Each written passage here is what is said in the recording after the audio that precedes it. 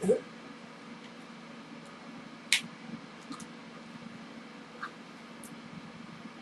morrow, scholars. Sorry about that. I'm a goofball. I was going to say something while I had the mask on, but it's kind of hard to breathe, so I decided not to. Hopefully, I'll remember to put in the screen.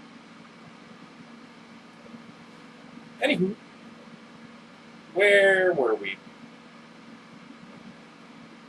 Let's start it. Almost there. Oh my goodness. Okay, sorry for some. Whoa. That looks neat. Anyway, sorry for some late uploads. I was up until about 4 in the morning. I was hanging out with Josh and friends. We were playing masks. Let me know if you want to see a session. That'd be a lot of fun. I'm supposed to hang out with Rob and all my other friends tomorrow around 2. Maybe I can get a game going there, and that'd be fun. Anyway, we're in chapter 23, page 277.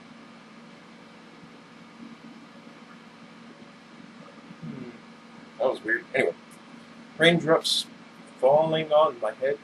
Sorry, I can't help myself. Pelted down around me, the big splashy kind you only really see in the spring. The air grew thicker, hotter, even with the rain falling. Ugh. I had to think fast, use my head, calm, hurry up. Time spent thinking clearly is never time wasted. Unless you're wasting time thinking clearly, in which case it's kind of... Anyway. Murphy's handcuffs still held me fastened to her wrist. Both of us were coated in dust that was stuck to the stinking, colorless goo, the ectoplasm that magic called from somewhere else whenever generic mass is called for in a spell. The goo wouldn't last long. Within a few more minutes, it would simply dissipate, vanish into thin air, return to wherever it had come from in the first place. For the moment, it was just a rather disgusting, slimy annoyance. But maybe one I could put to use. My own hands were too broad, but Murphy had delicate little lady hands. What? Ladies' hands. Except where practice with her gun and her martial arts staff routines had left calluses. Huh. If she had heard me thinking that and had been conscious, she would have punched me in the mouth for being a chauvinist pig.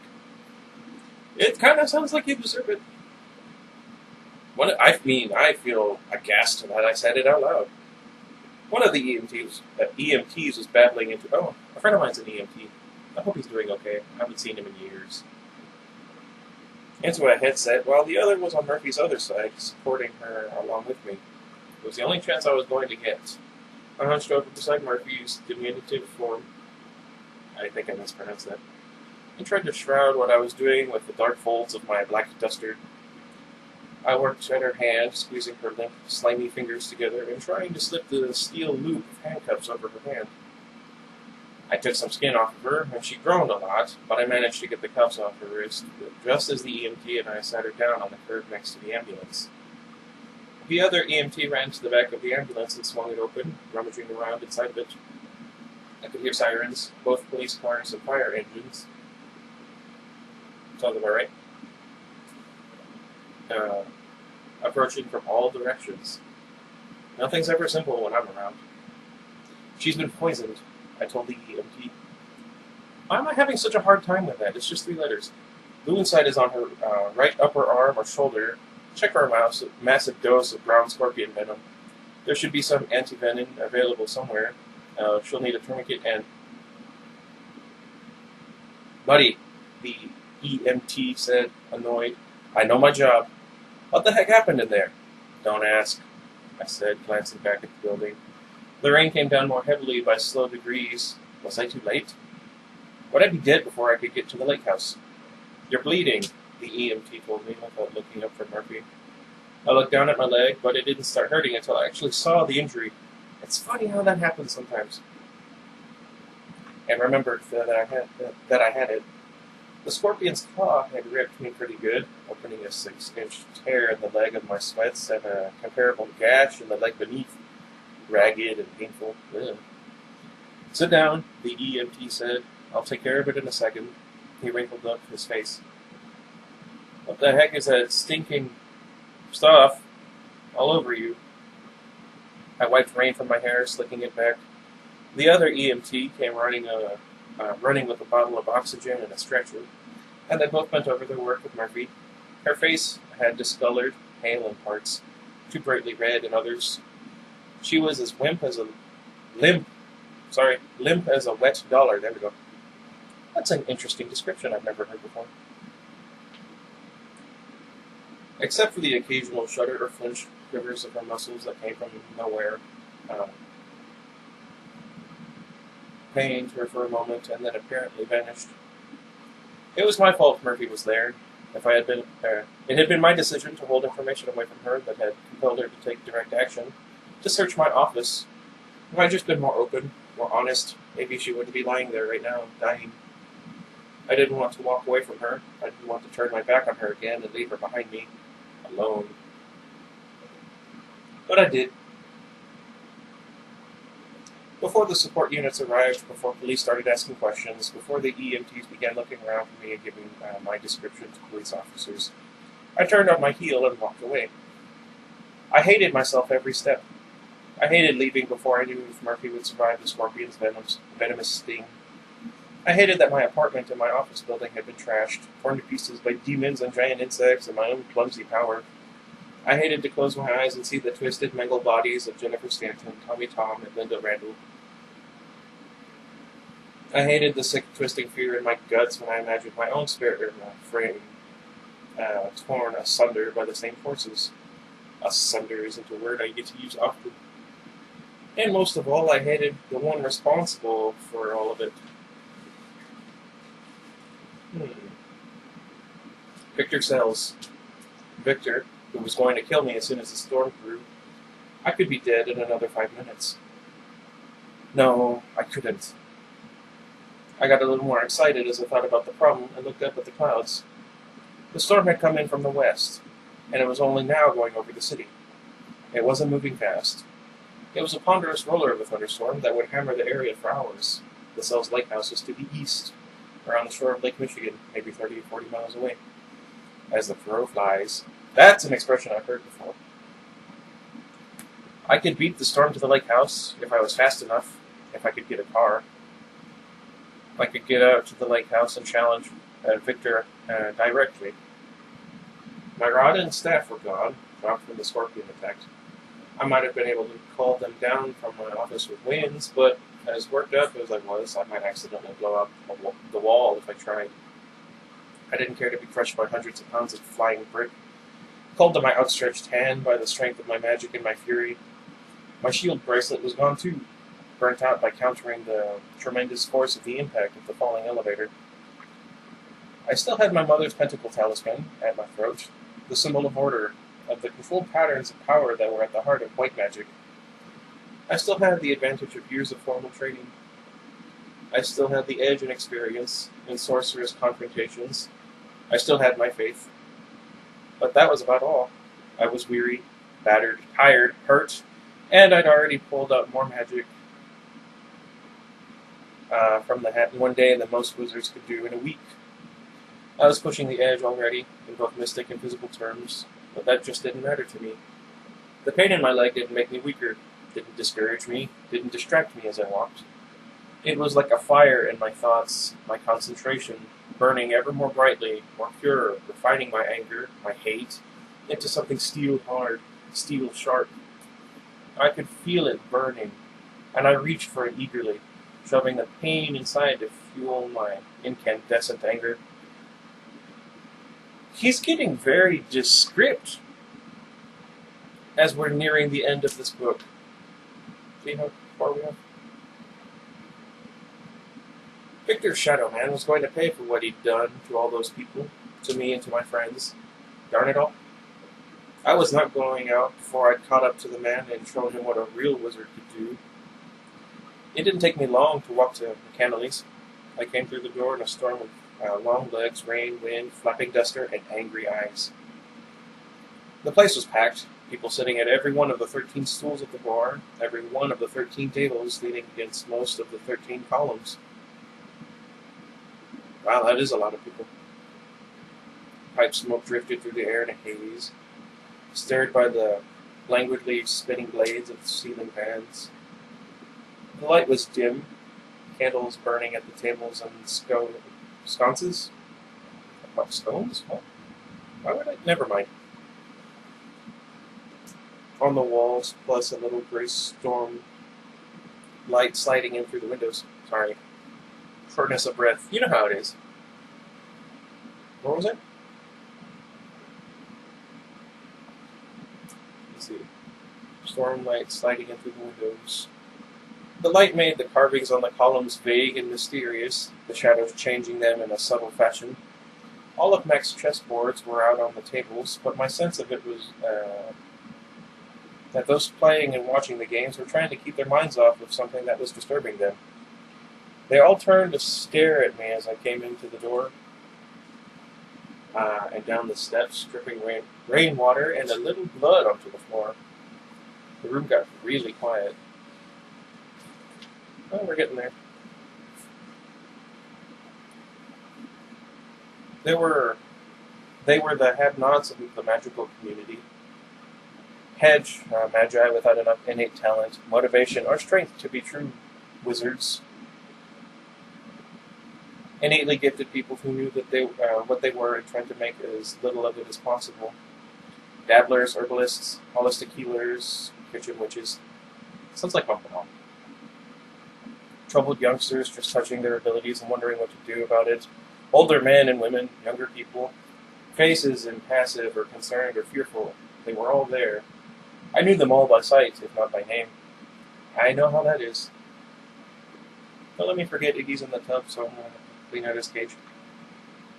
I swept my gaze around the room. Every one of the people I looked at dropped their eyes, but I didn't need to look deep to see what was happening. Word has a way of getting around between practitioners of magic, and the arcane party line was working as it usually did. Word was out. There was a mark on my head, and they all knew it. Trouble was brewing between two wizards, white and black, and they all had come here to the shelter offered by the kennels, winding spaces and disrupted configurations of tables and columns. They'd come here to shelter until it was over. Sorry. It didn't offer any shelter to me, though. The cannellies couldn't protect me against a sharply directed spell. It was an umbrella, not a bomb shelter. I couldn't get away from what Victor would do to me unless I cared to flee to the Never Never itself. And for me, that was more dangerous in some ways than staying at Mac's. I wonder why. I stood there in the silence for a moment, but said nothing. These people were associates, friends of a casual sort, but I couldn't ask them to stand beside me. Whatever Victor thought he was, he had the power of a real wizard, and he could crush any of these people like a boot could crush a roach. While I'm sure that's true, that's really mean. They weren't prepared to deal with this sort of thing. Mac, I said finally. My voice fell on the silence like a hammer on glass. I need to borrow your car. Mac hadn't quit polishing the bar with a clean white cloth as I entered. His spare frame gaunt in a white shirt and dark breeches. He hadn't stopped when the room had grown still, and he didn't stop when he pulled the keys out of his pocket and tossed them to me with one hand. I caught them and said, "Thanks, Mac." "Good," Mac said.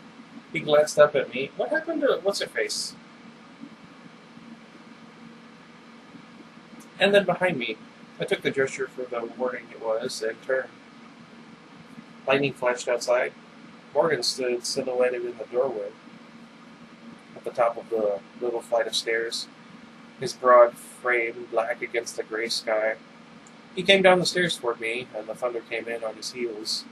Rain had made little difference in the lay of his dull brown and gray hair, except for changing the texture of curl in his warrior's ponytail. I could see the hilt of the sword he wore beneath his black overcoat. He had a muscular, scarred hand on it. "Harry Dresden," he said. "I finally figured it out. Using the storms to kill those people is insanely dangerous, but you are just the sort of ambitious fool who would do it."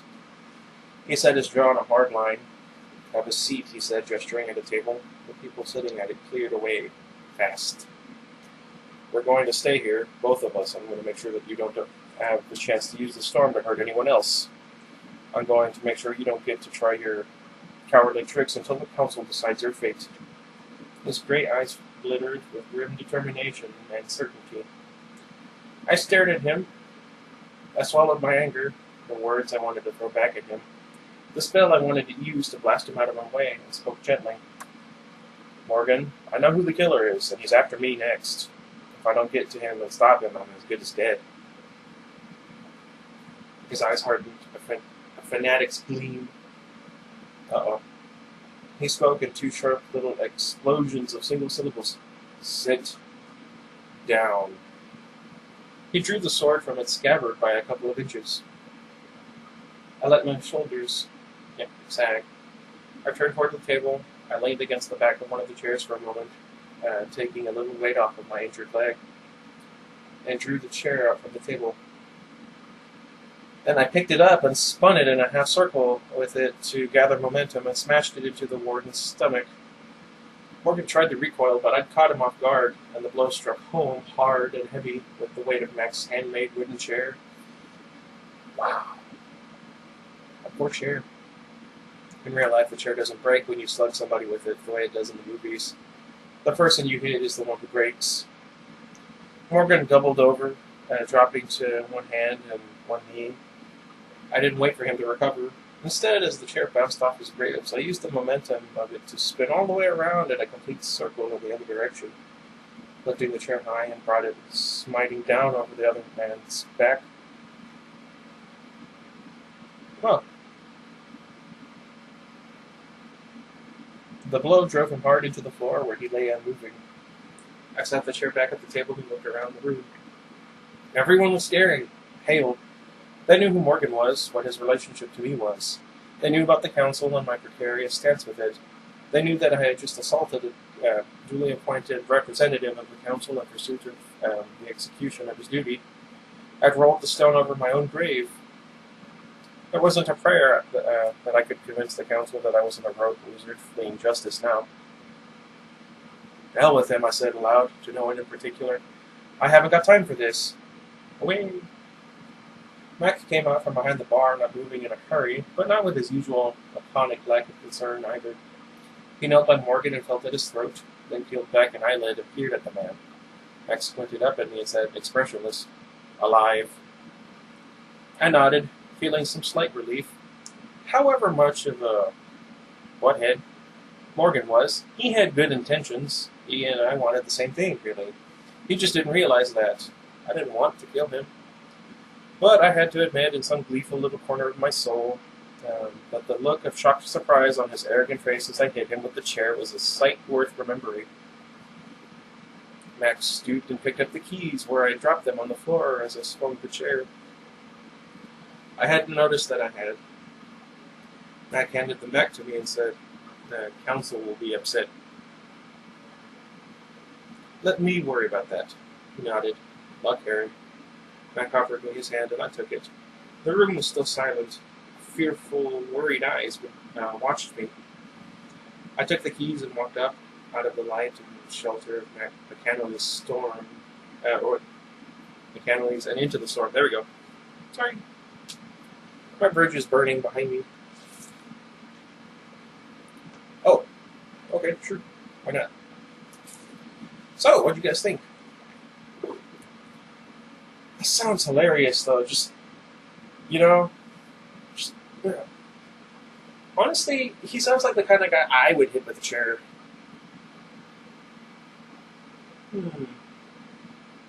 Anyway, so it turns out I have purple shorts, a purple shirt, and, I got the Bonnie mask yesterday. So, yeah. Let's see. I don't remember what I was looking for. Anyway. Let me know what you guys are going to dress as for Halloween. If you have any special plans, like if you're watching movies, going to have a pumpkin carving contest, that sort of thing. I'm going to try and get my family to all carve pumpkins. I have 5 already. I just need to get 1 more, but honestly, I want to have 3, so I'm probably going to get a few more. just one for practice, one for fun, and then one for business. You know? Anywho, we're getting close to the end of this book. Not too much so than the other, but we'll get there eventually. Again, sorry for some late uploads. I woke up very late, and then I had to get some food, and then get Iggy. And don't let me forget, I still have to play Costume Quest before I go to work. Anywho, until next time, goodbye everybody. I knew I should have recorded twice yesterday. I'm not used to using my left hand for the mouse.